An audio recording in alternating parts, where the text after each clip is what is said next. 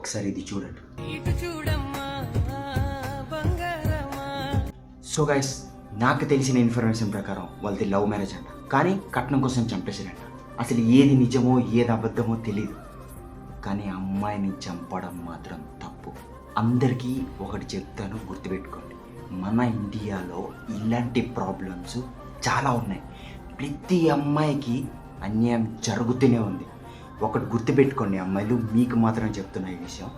ఒక అబ్బాయి మిమ్మల్ని ఫాలో అవుతున్నాడు, మీకు ట్రై చేస్తున్నాడు, మిమ్మల్ని పడేయాలని చూస్తున్నాడు అంటే వాడికి మీతో ఏదో ఒక అవసరం ఉంటుంది.